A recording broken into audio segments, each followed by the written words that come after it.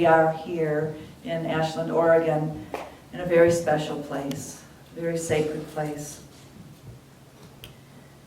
And today we commit that as the river of life flows, we go with its flow, flowing to the sea of all possibility. We recognize that we are free. As this 4th of July day comes, we're claiming the freedom to forgive and to love the world, just as it is. We are free to say yes to our divinity and to unleash our creativity.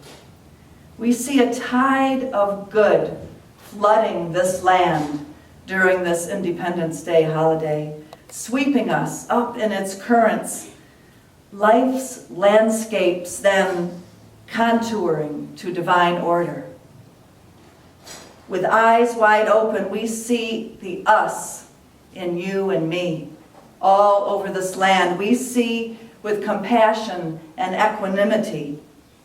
We are ready for the perfect unfoldment of this new day in this United States of America and indeed all across the globe, because we are the ones that are extending a fresh new embrace.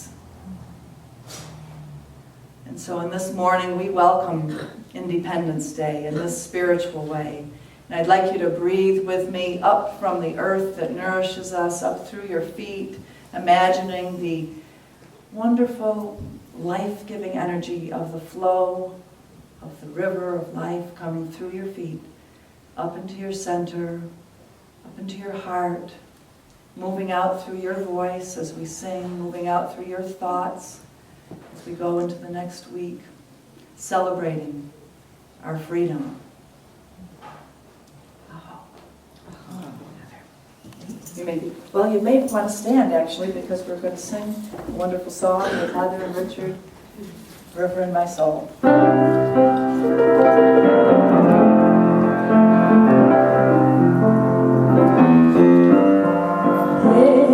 a river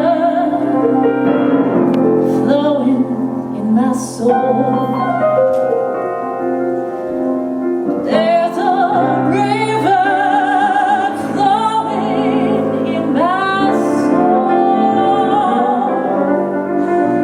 and it's telling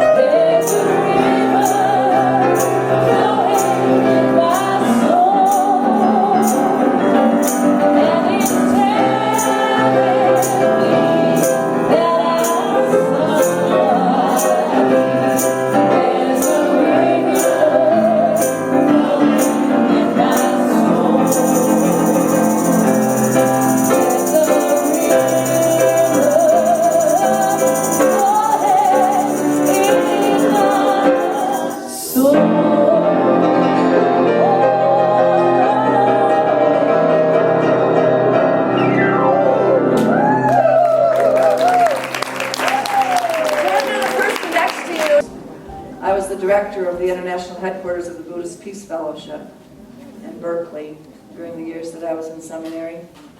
So I got to know Thich Nhat Hanh personally and helped to orchestrate his conferences all over the world. And it was a wonderful time of life to be with such a wise and peacemaking presence. And he's written many poems, but this one is so apropos for today, and I've asked Karen to come and read it for us. Call Me by My True Names by Thich Nhat Hanh.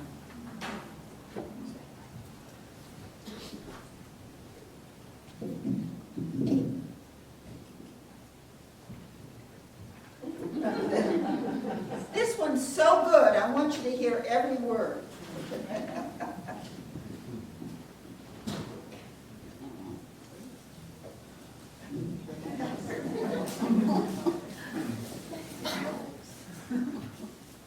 Call me by my true names. Do not say I'll depart tomorrow, because even today I still arrive. Look deeply.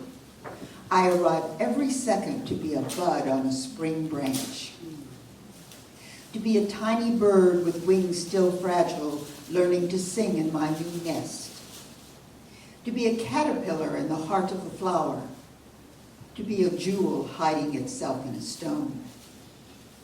I still arrive in order to laugh and to cry, in order to fear and to hope. The rhythm of my heart is the birth and death of all that are alive. I'm the mayfly, metamorphosing on the surface of the river. And I am the bird which, when spring comes, arrives in time to eat the mayfly. I am the frog, swimming happily in a clear pond. I am also the grass snake who, approaching in silence, feeds itself on the frog. I'm the child in Uganda, all skin and bones, my legs as thin as bamboo sticks. I am the arms merchant, selling deadly weapons to Uganda. I am the 12-year-old girl, refugee on a small boat who throws herself into the ocean after being raped by a sea pirate. And I am the pirate, my heart not yet capable of seeing and loving. My joy is like spring, so warm it makes the flowers bloom in all walks of life. My pain, like a river of tears, so full it fills 4 oceans. Please call me by my true names, so I can hear all my cries and laughs at once, so I can see that my joy and pain are one. Please call me by my true names, so I can wake up, and so the door of my heart can be left open, the door of compassion.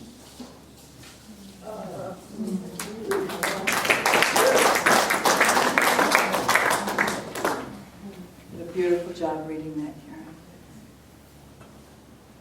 We're following it with a wonderful song that's written and composed by Tina Malia, who's become a famous performer. She was at a concert last night at Jackson Wellsprings, and I got to hear her do this song, and I asked Heather and Richard to do it. And I'm so thankful we have such great musicians that they can pick up and learn and do a complicated song like this quickly. But it's such a beautiful song, All Roads Lead to You. And I want you to use it as a prayer and let it echo through you and call you, like the Thich Nhat Hanh poem was saying, to realize that we are so many different aspects of ourselves and of the other beings around us, and that we are always arriving in a new realization of who we are, of who each other is, and that we're on this road together, that all roads lead to our beloved. So thank you, Heather and Richard, for doing this.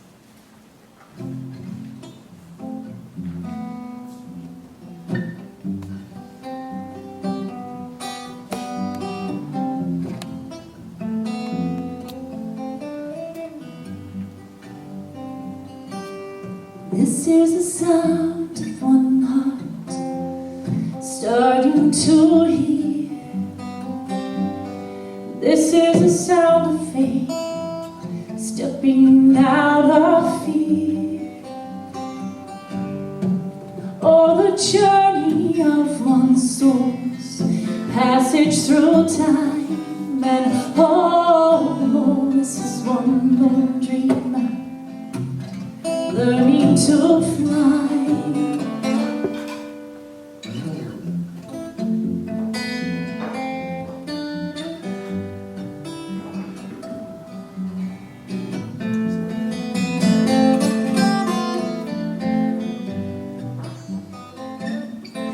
This is the sound of love, reaching out from the storm,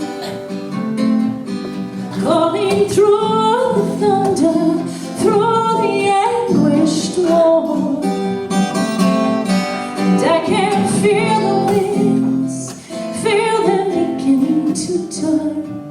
And oh, this is one small light starting to burn.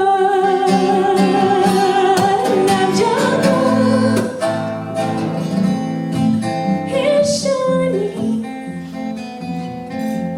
in everything I do.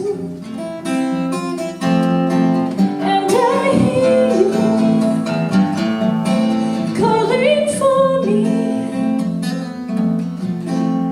For our roads lead, our roads lead, our roads lead to you.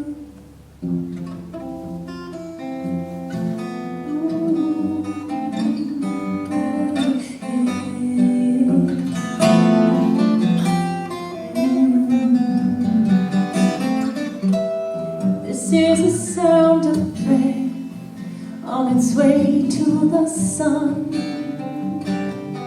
calling all the children together as one. I can see us there, see it clear as the blue. And oh, this is one small part. Here is my gift to you. And your love is shining in everything I do. And I hear you calling for me. For our roads lead, our roads lead. And your love is shining in everything I do. And I hear you calling for me. For our roads lead, our roads lead, our roads lead to you. So count the hilltops, count the towns as we're crossing over. See no, hear no, speak no sound on this golden flight.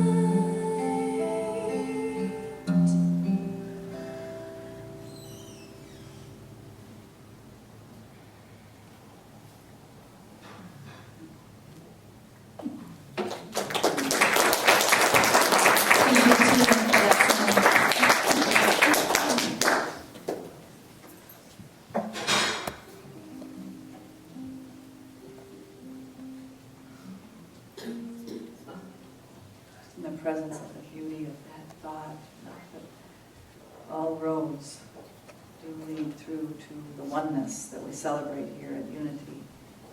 And one of the customs that we have here is to do affirmations together, to speak affirmations. If we printed out a lot of pieces of paper, you could have in your hand this affirmation, but we choose, rather than printing out a lot of pieces of paper, to have someone come and lead the affirmations and you speak afterwards. So I'd ask Natalie to come and speak these affirmations for us that I hope are resonant with your heart, and that you feel good about saying these things, and that as you speak them, they're conditioning your mind and heart to believe them, and to live them. So thank you, Natalie. Thank you. You need this microphone.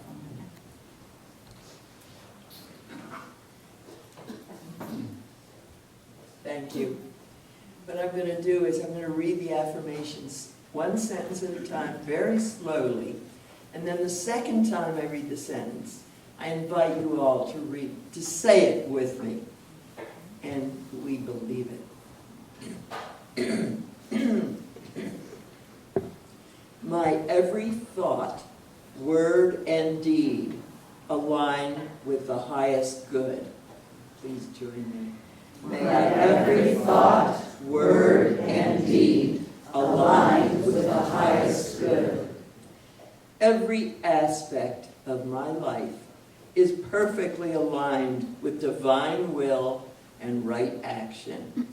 Every aspect of my life is perfectly aligned with divine will and right action. Yielding to divine order, I move through life with grace and ease. Yielding to divine order, I move through life with grace and ease. I am free of anxiety, doubt, and not enoughness. I am free of anxiety, doubt, and not enoughness. Letting go of the fight and the struggle, I release my need to control. Letting go of the fight and the struggle, I release my need to control. Worry is a thing of the past. Fear has no place of attachment. Worry is a thing of the past. Fear has no place of attachment. I stand in my power and claim my divine inheritance. I stand in my power and claim my divine inheritance. I have been made for great and mighty purposes. I have been made for great and mighty purposes. I give my gifts freely to the world. I give my gifts freely to the world. Thank you all so much.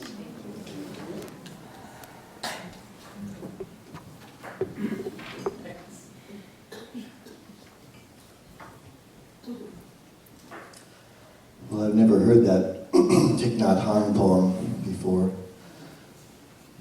If I had, I wouldn't need to write this song. And actually, I woke up from a dream and with this chorus all written, which was convenient.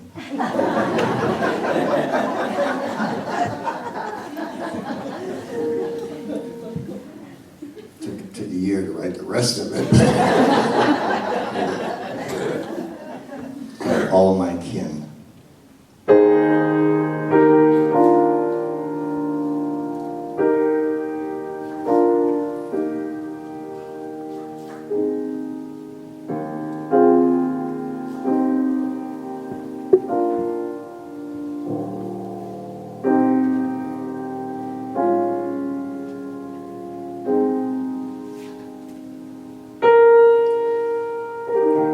I sing of golden fields, a fallen leaf on the wind, a rusted cannon by the sea, a light that's passing through all into infinity, past 1 billion galaxies. The song that the great whales used to sing, temple bells that ring for all that passes on. A snowman standing in the sun, a dream world come undone, a newborn fall. Sister and brother, we touch one another. Forest, ocean, and mountain and land, we're all the same clan. The smallest vibrations are all my relations, a universe living in each grain of sand. And I sing, they're all my kin. They're all my kin. Everyone, everything. The rich man sold his life to buy him a paper dream, a hollow, lonely limousine. And the boy who's left his home and friends and family to board a Trident submarine. The sky with the northern lights at play, the lover gone away, a broken mandolin. The great law giving what's deserved, a master who seeks to serve the harlequin. Billions of Buddhas and great bodhisattvas and shamans and seers and avatars here to show us the way. And hookers and junkies and lawyers and flunkies, we're each an integral part of the miracle play. And I say, they're all my kin. They're all my kin. Everyone, everything. All my kin. They're all my kin.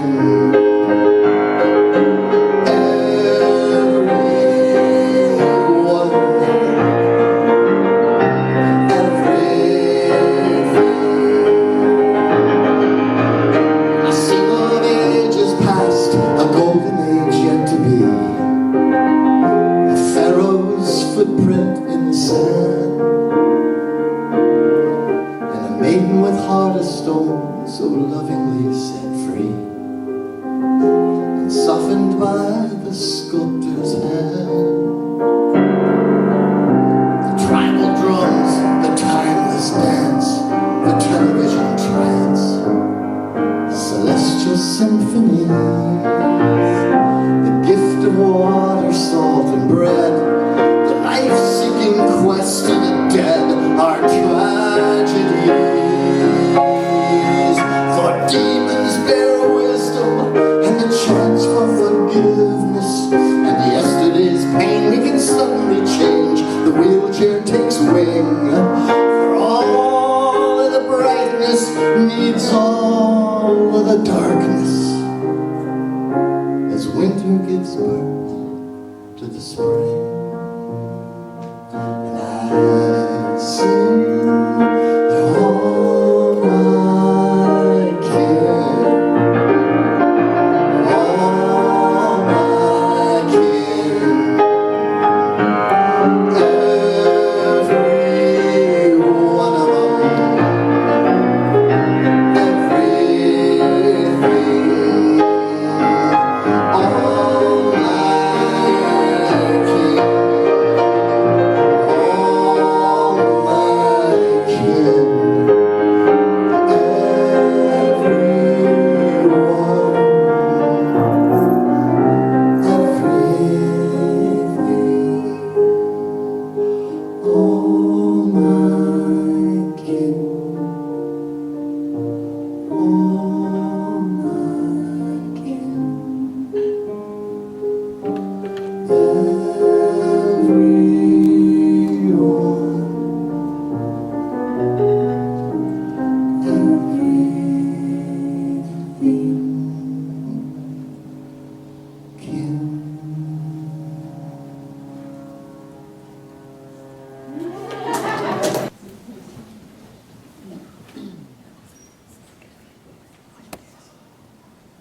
because we are all one, I just happen to be in the role of standing up here and speaking, and Richard happened to be in the roles of singing to us in such a wonderful way, and you all have your roles, and in this particular moment, your role is hearing and receiving and having open hearts.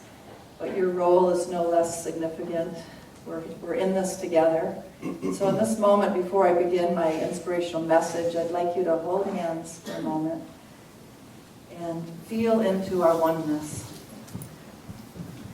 And I'd like somebody in the audience who feels moved to say a prayer for me, that I will be able to bring forth this message in a way that is able to be heard and deeply felt on this day. So thank you, somebody, for saying a prayer, just calling it out from the audience. I pray for your beauty and wisdom, Norma, and I pray for how wonderful it is for me to be here today. Thank you. We know the absolute truth of our oneness. And we feel it. We just allow it to just permeate our entire being. And as we just open ourselves, our hearts, our minds, our souls, to hearing the message that Lauren brings to us today. Thank you, Spirit. Thank you, Spirit. And just feel the tingling in your hands as you connect with one another and feel the reality of our oneness. I can feel it with you as I stand here. Thank you. Thank you for those beautiful prayers. And I'd like to begin today with a quote from the Therigattas. These are texts that were written, it said, by 3 women who lived before Shakyamuni Buddha. So many thousands of years ago. Somehow we still have the texts, and they're called the Therigattas, the 3 sisters' texts. And they spoke this longing of our hearts that we can still resonate with today.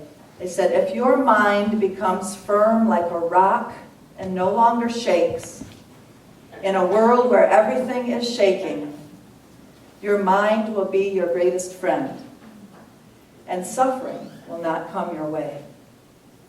If your mind becomes like a rock and no longer shakes, in a world where everything is shaking, your mind will be your greatest friend, and suffering will not come your way.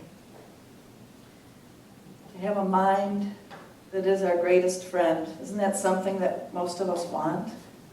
The mind that doesn't shake is a description of the mind that is equanimous. And that's the topic I've chosen to speak to you about as we come to this 4th of July, this Independence Day, the topic of equanimity. The dictionary definition of equanimity is mental or emotional stability or composure, especially under tension or strain, calmness, equilibrium. And synonyms are serenity, self-possession, aplomb. So equanimity, do you use that word very much in your life? I don't know how often it comes into our conversations with one another, but it's been said by the guy who wrote the Emotional Intelligence book, right? Emotional Intelligence, that it's a fundamental skill for anyone who wants to explore the self. And this term equanimity, it is a fundamental teaching of spiritual traditions all over the world, but it's frequently misunderstood and easily confused with suppression of feeling or apathy or inexpressiveness, because if you're in equanimity, then it could be seen that you're just not feeling anything. But that's really a misunderstanding of it. Equanimity isn't a squelching of our feelings, it's an upgrade of them. Science of mind describes equanimity as an indescribable peace, transcendent of circumstance. Right? An indescribable peace, transcendent of circumstance. So that's what we're going to be talking about. We have to cultivate this upgrade of equanimity. It means attempting to let go of negative judgments about what we're experiencing, the difficult experiences of our lives and of things that are happening in the world, and replacing our judgments of them with an attitude of loving acceptance and gentle matter-of-factness. Equanimity permits us to experience life without getting hooked by either desire or aversion. It's easy when something good happens to us to desire that it keep coming, right?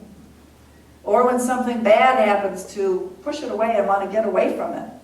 Diversion, desire, aversion, very human feelings that we each experience all day.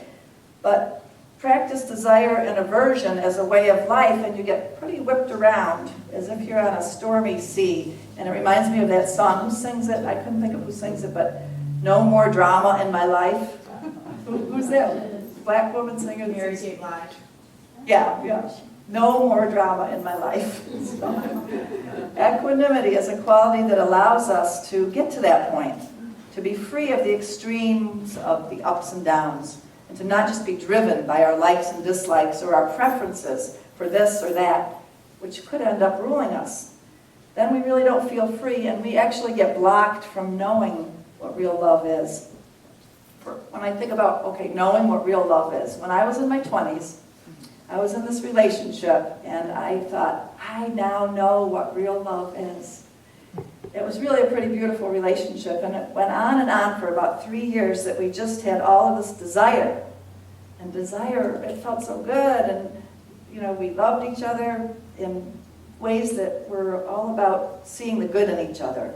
But then around the 3rd year, aversion started to show its ugly head. And we started to see things in one another that we didn't like, and I thought, I'm just being the same me. How can this person be having aversion to me when before it was all about desire? Has this ever happened to you in a love relationship? It's pretty natural, isn't it, for humans to feel attraction and how good that feels, and then aversion creeps in and how bad that feels. And to have these back and forth preferences, it really gets you in touch with your preferences. I like this, I don't like that. It's all so common. And yet the 3rd Zen patriarch, a long time ago, said, the great way is not difficult for those who have no preferences. When love and hate are both absent, everything becomes clear and undisguised. Make the smallest distinction, however, and heaven and earth are set infinitely far apart. If you wish to see the truth, then hold no opinions for or against anything. To set up what you like against what you dislike is the disease of the mind. When the deep meaning of things is not understood, the mind's essential peace is disturbed to no avail. The great way of equanimity is not difficult for those with no preferences. Well, it's kind of been difficult for me. Getting to know preferences is quite a task, isn't it?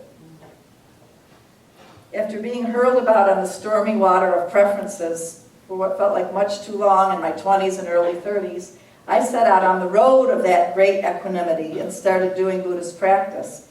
I learned that equanimity is a really, really important word in Buddhism. It's the 4th word in the traditional Brahma-Vihara practices. Now, Buddhism has a way of putting things into these categories, the 3 this and the 4 that and the 8 that, the 3 jewels, the 4 treasures. Well, the Brahma-Viharas are the 4 treasures, and they are loving kindness, compassion, having joy in the joy of others, and equanimity. So these 4 treasures, as you can hear, equanimity is the 4th one, and it's said that all the other 3 are gathered up and completed in equanimity. But these 4 treasures have to be treasured in our souls. In other words, they have to be practiced and cultivated. Like we would tend to cultivate lovely vegetables or flowers in our gardens. You know how much work it takes if any of you are doing a garden right now. In Buddhism, the gardening is of our minds.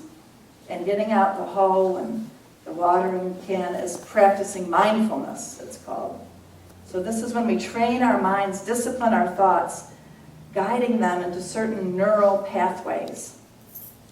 There's a lot of neural pathways that can be created by advertisements, by things we watch in the movies, all different ways that neural pathways get created, and through our trauma experiences too.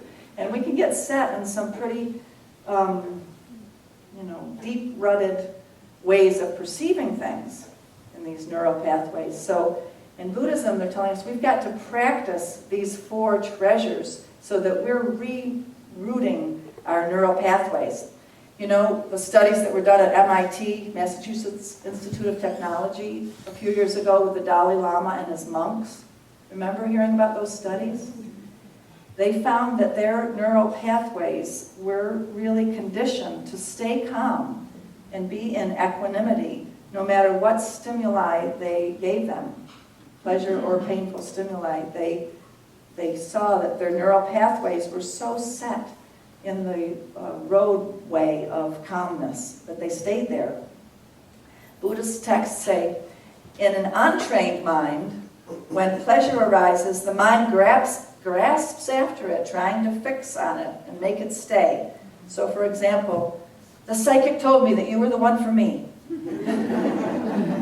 I'm going to hang on to you, and that kind of grasping energy that happens too quickly with our minds, all too quickly, And then the Buddhist text goes on to say, then when an unpleasant feeling arises, we so quickly go into aversion, anger, blame, withdrawal, fear. Some form of pushing away occurs. This is an ancient Buddhist text saying this. And it's so modern, because then when things start going wrong in the relationship, we go, that's psychic. She must have been wrong. Goodbye. But another thing that happens in our minds, the text says, is that an untrained mind also tends to dull when encountering feelings that are not distinctly pleasant or unpleasant. You hear that? Our minds tend to dull when we're encountering things that are not distinctly pleasant or unpleasant. So in other words, if our pleasure or pain triggers aren't grabbed, then we don't even notice something. We can miss out on a lot that way. So our preferences can make us miss out on a lot of reality. So pleasant gets triggered and we cling, unpleasant gets triggered and we avert, and neither pleasant nor unpleasant happens and we tune out. We don't even notice. So the practice of mindfulness is a kind of a deep prayer practice that has us befriending everything that happens and opening up our capacities to be aware of what is really happening. It's kind of like going to a gym for the mind, it's kind of like weightlifting. And weightlifting and mindfulness practice is one of the things that's called is right concentration. So with right concentration, have you ever tried this? You have to develop this set intent to keep your mind focused on something. So in meditation practice, you sit there and say, for example, if a fly comes along and lands on your nose and starts buzzing, your tendency is to right away, before you even notice it, flick it off, right? So that's an unpleasant feeling and an aversive reaction of pushing it away. But in right concentration, we're asked to not flick the fly away. We're asked to just notice. If a pain arises in your knee from sitting there, we're asked to not move our leg, to just notice it.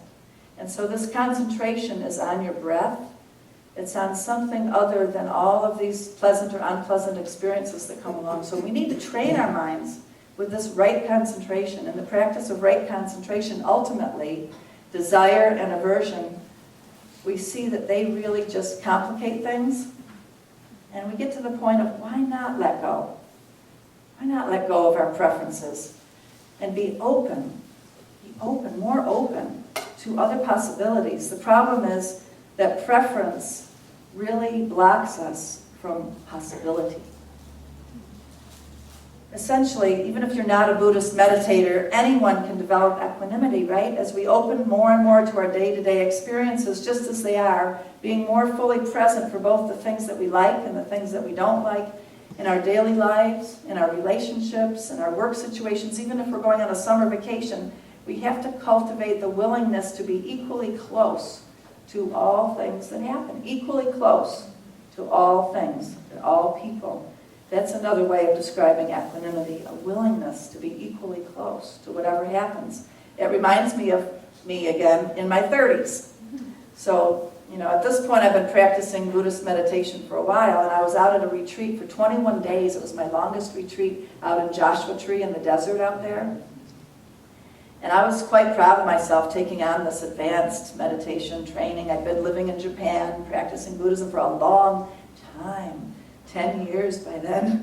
And so on this particular meditation day, I felt like I had a really big success.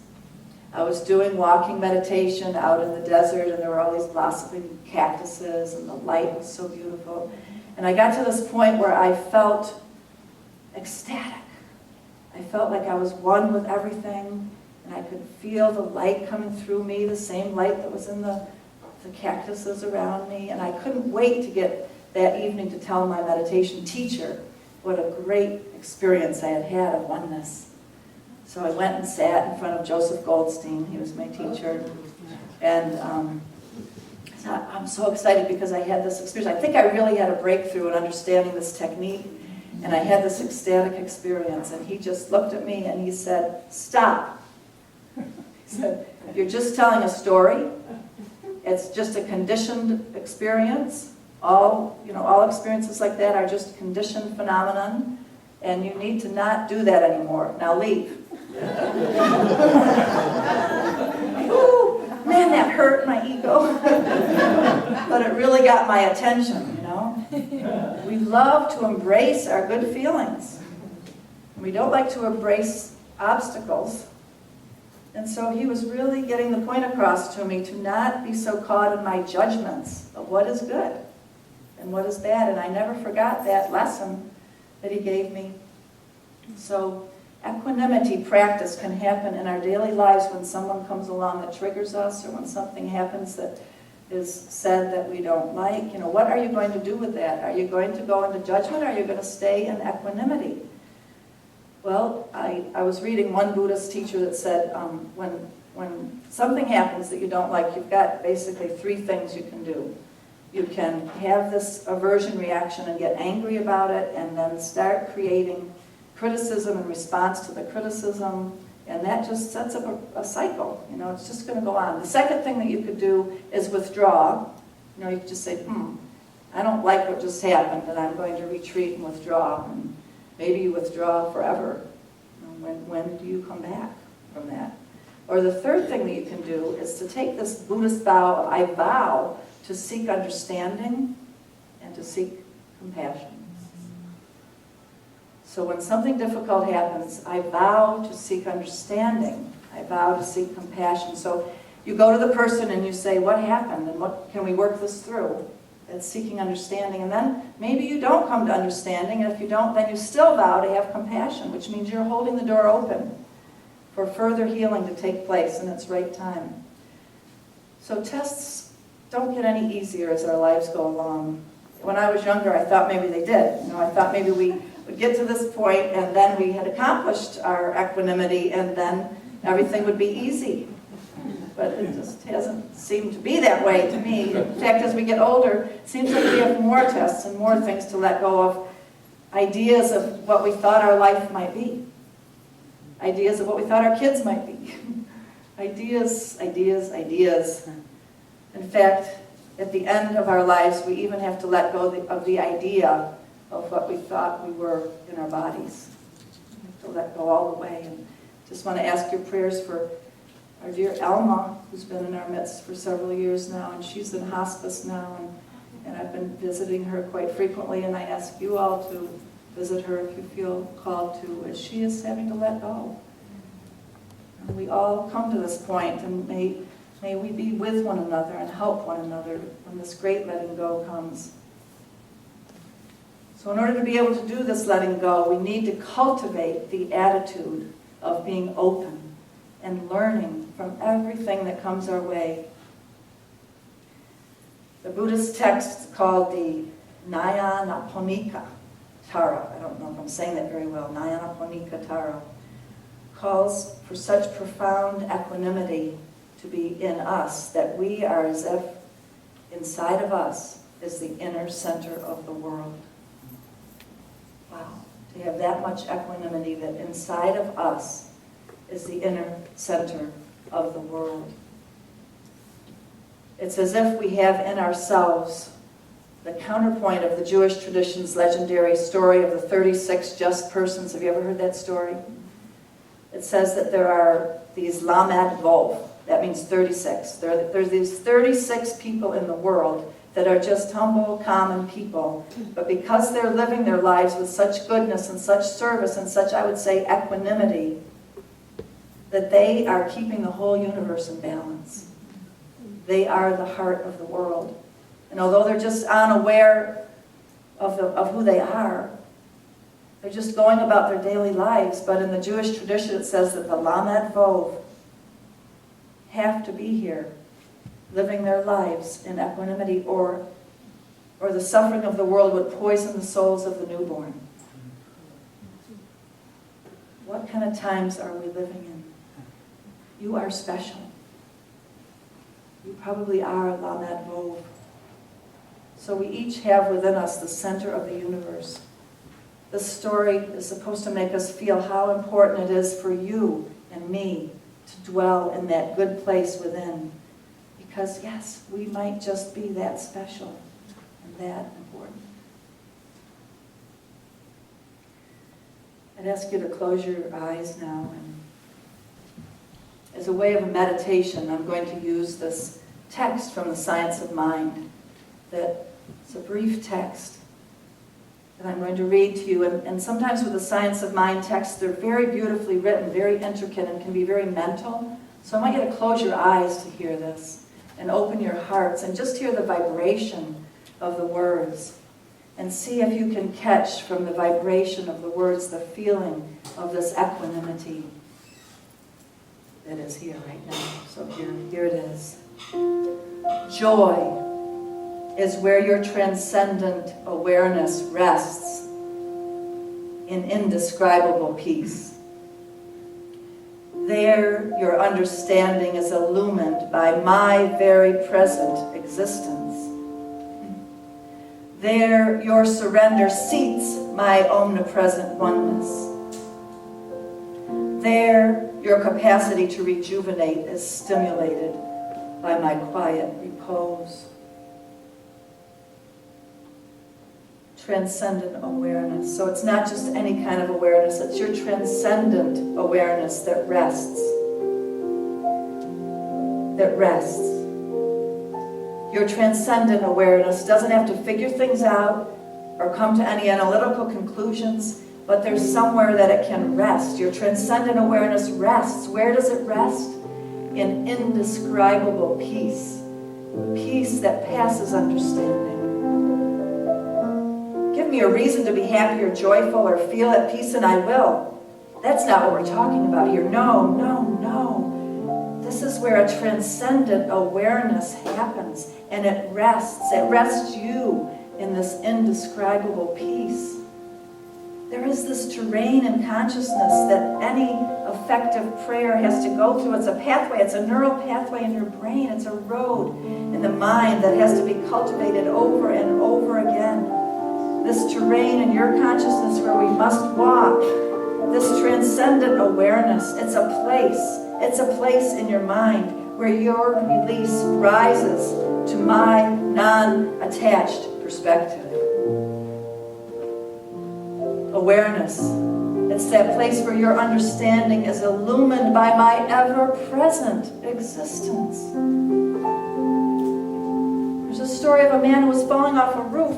And he fell at such a rate that his body had that out-of-body experience and his mind went out from his body. And Deepak Chopra asked him afterwards, what did you experience? And the man said, awareness.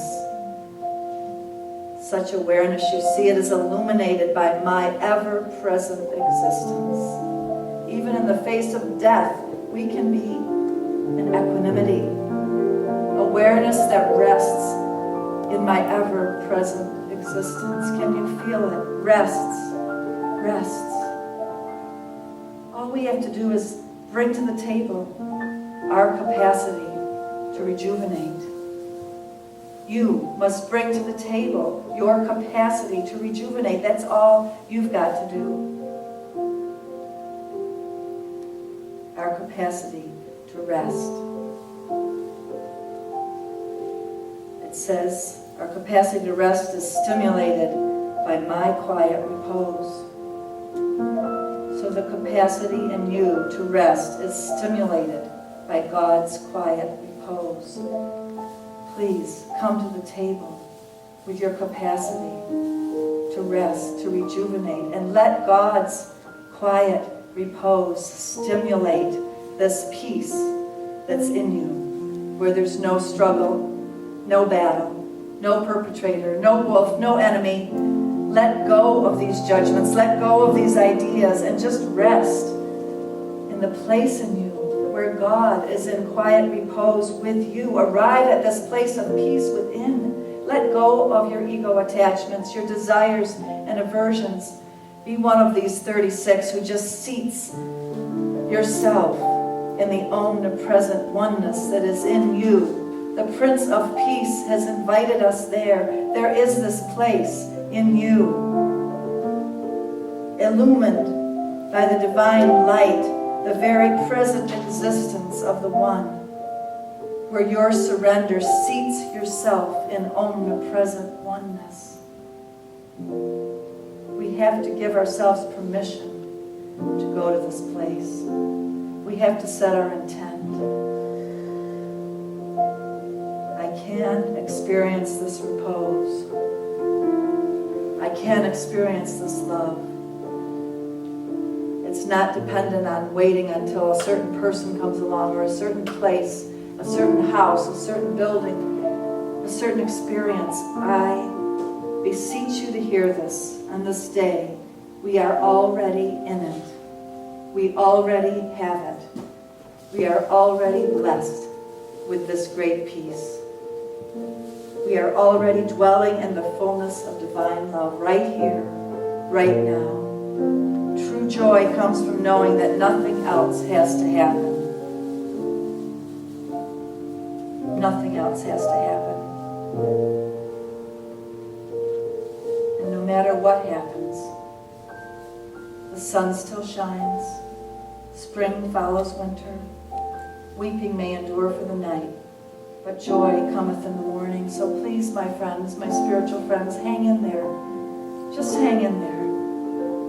It can feel like the night in the middle of the day. Night's not a spot on the clock, it's just a state of awareness. So please just remember with me, right here, right now, as you touch one another's hands if you want to, that joy is right here. Peace is right here. We can find ourselves here more and more often, no matter what the circumstances, right here in this state of great equanimity. It's possible. Nirvana, samsara, heaven and earth, right here, right now. Let's give ourselves permission to rest in what is already done. The great equanimity is here now.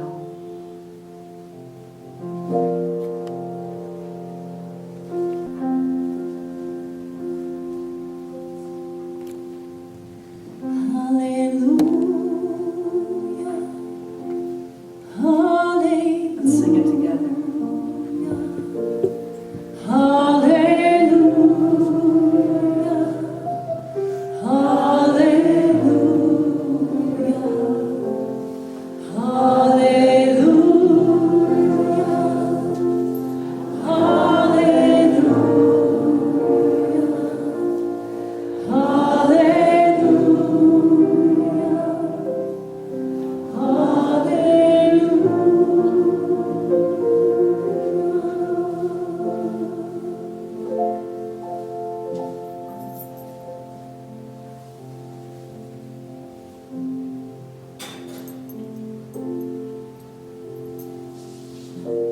In this moment, our Mother, Father, God, we just give thanks right now for the blessings, large and small. Our hearts are filled with gratitude. So much is going on in our world, and we say thank you here today, sitting here together. We say thank you that all of our needs are met. There's no promise for our expectations to be met, but our needs are met. So in this moment, our hearts just well up with gratitude. And we pray that even our expectations can yield to accepting this rest, this peace, so that we will our will to be God's will. That there would be no more struggle and no more strife in our life. In this moment, we surrender all the roles that we've played, the victim, the perpetrator, the wolf, the sheep. And we accept that there's no walls that our backs have to be up against anymore. There's no cliffs that we have to be falling off of anymore. As we move together into this place of transcendent awareness, we choose to remember and bring consciousness to the joys and the victories, the memories of all the joy and all the love that we have experienced in our lives, the memories of the miracles. And we proclaim today they're not just lucky moments. No, we're stringing them together as pieces of the life, the tapestry that we're weaving, a whole tapestry of beauty and harmony. And that we are being guided and directed in every step we take, and that we are being provided for. We celebrate this today. Like the farmer who has just tilled the soil and planted the seed, we're recognizing and rejoicing in the joy that is coming. The harvest is here. We proclaim today, leading up to Independence Day, it is done. Carrots come from carrot seed. We trust that the seeds we've planted are going to see fruition. All needs are going to be met on this planet. Health in the body temple, healing in all relationships, freedom from bondage, freedom from lack, all over the planet. We agree here together with our vision. We see the future coming toward us. Reconciliation is the order of this day. Truth and wholeness are coming through as provision of God's great grace and ease. Strength and courage, balance, integration, wholeness, sustainability in our lives and on this planet. And in all of our social, political, and economic systems, as well as in our very own lives. In the macro and the micro, we see the same thing happening because it's all good. And it's all God. And out beyond all our ideas of doing right and wrongdoing, there's a field, and we're stepping into it. We are stepping into it, and it's all good. And we are all going to be resting in this great equanimity, and I will meet you there. I will meet you there. And I release this prayer, these words, knowing that they cannot return unto me void. What I have spoken is already fulfilled. It's done. And so it is. And if you can agree with me, say, so it is. Amen and amen.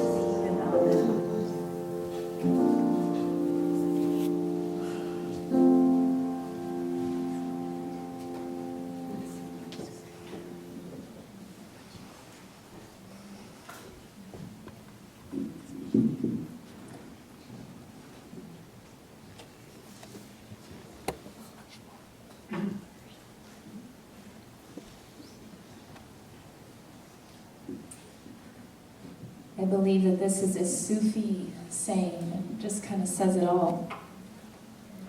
The ocean refuses no river. The ocean refuses no river. So I invite you to sing this chant. It's based on those words with me.